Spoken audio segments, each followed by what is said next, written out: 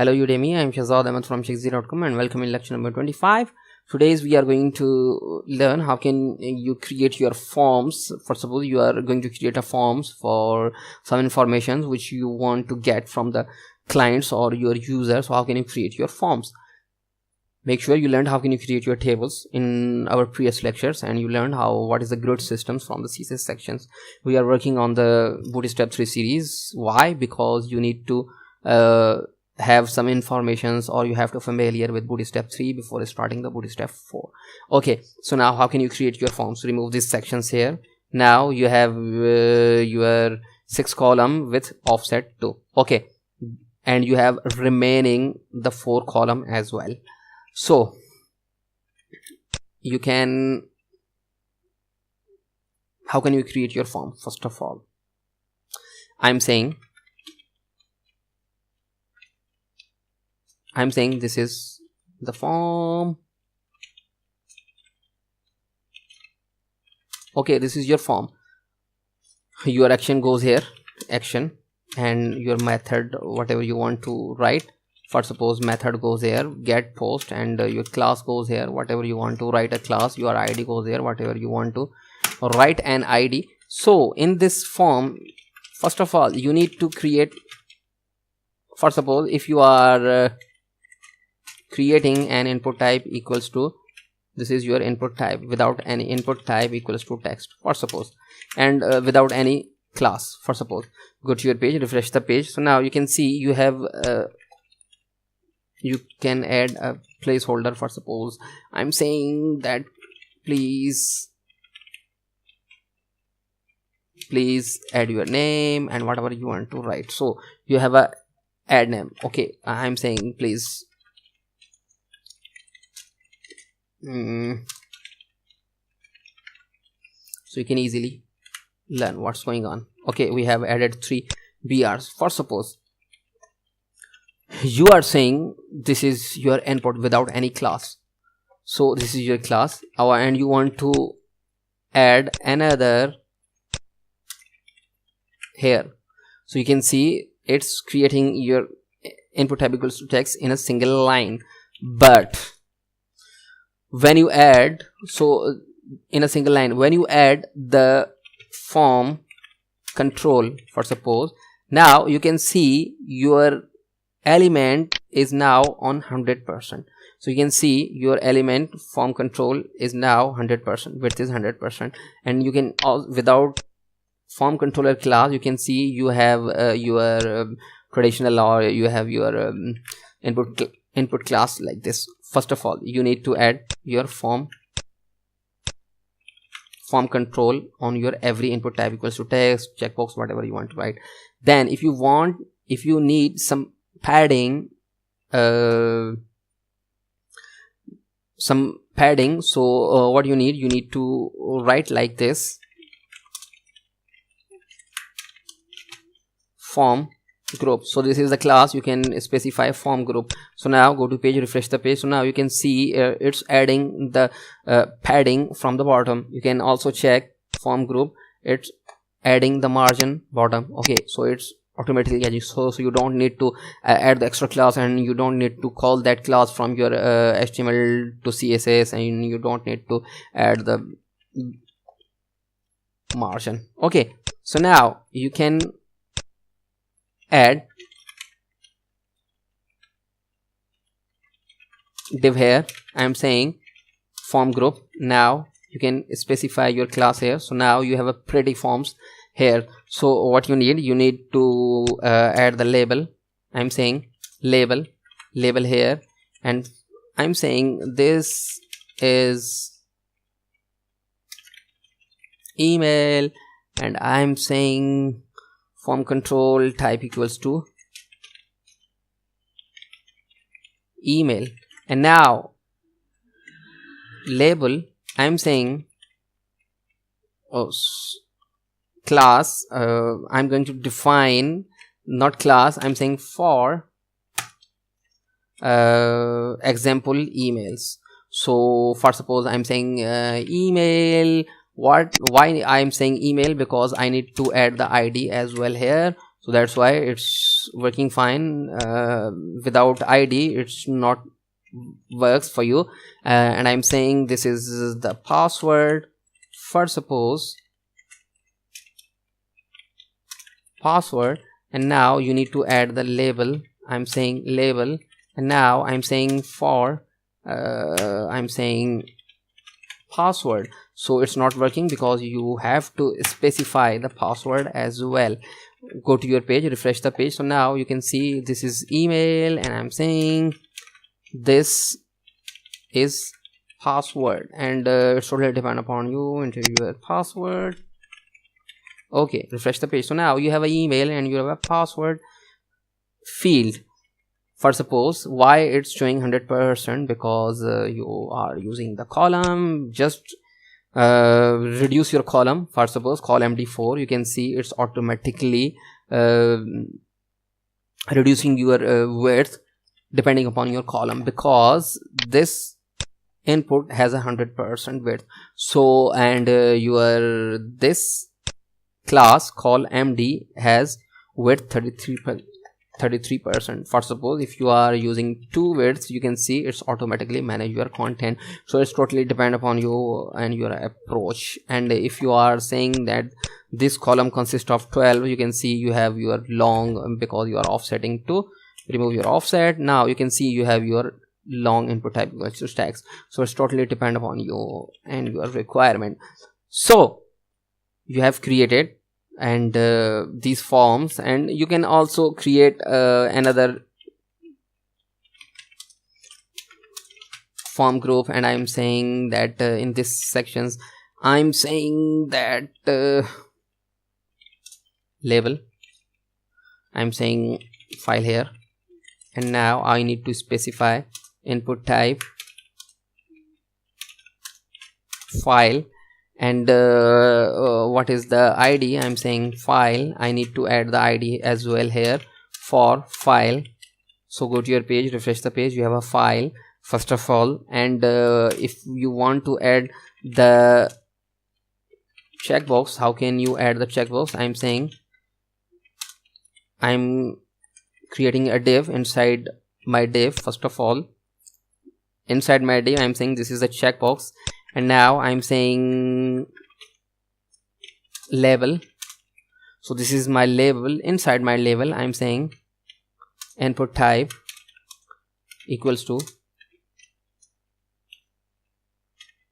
checkbox, and now in this time I'm saying this is checkbox. So you have a checkbox, you can see you have a checkbox like this. And how can you add the button? In simple words, form group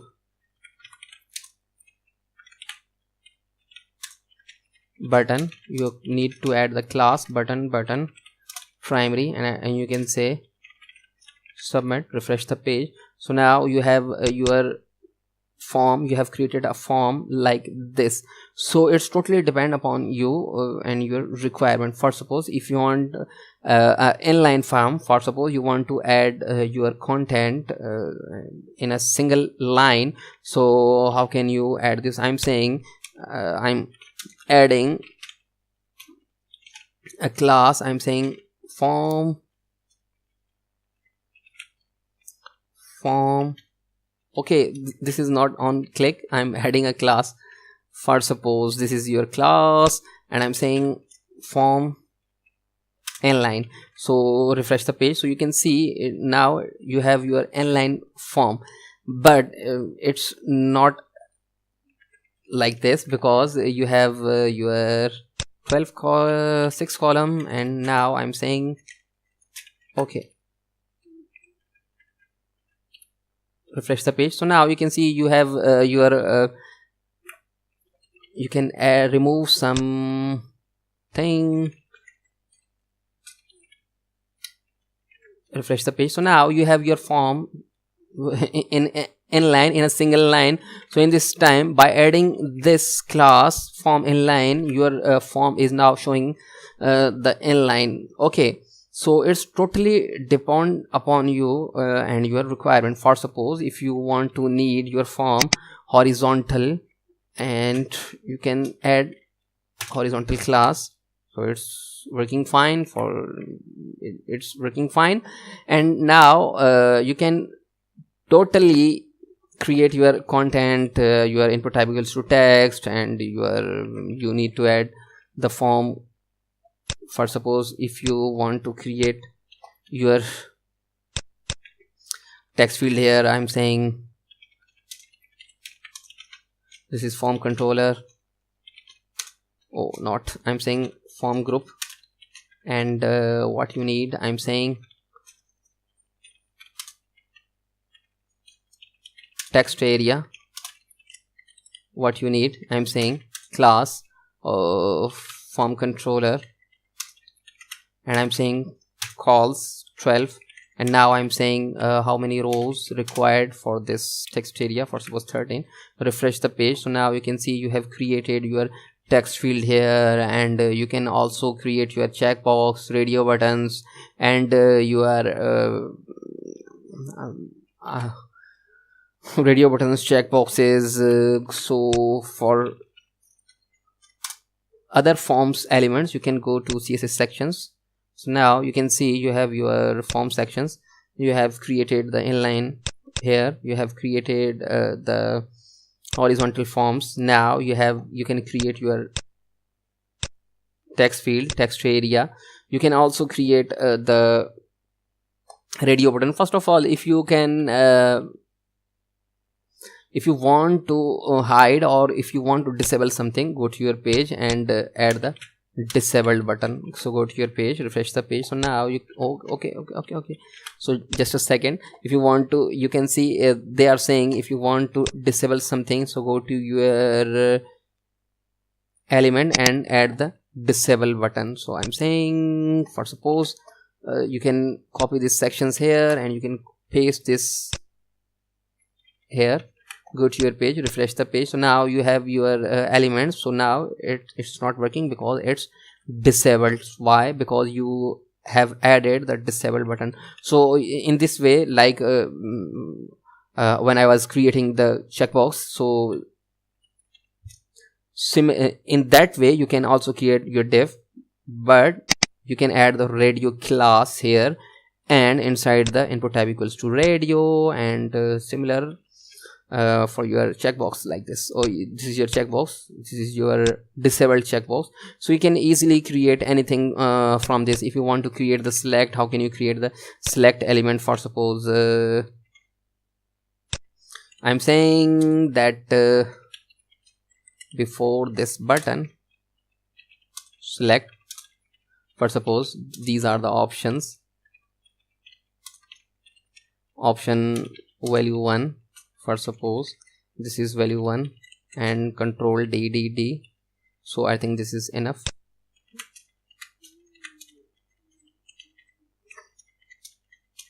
Okay, go to your page, refresh the page. So now you have your element like this, but you need to add the form class, form control class. Now you can see it's not adding the padding from the bottom. What you need to wrap with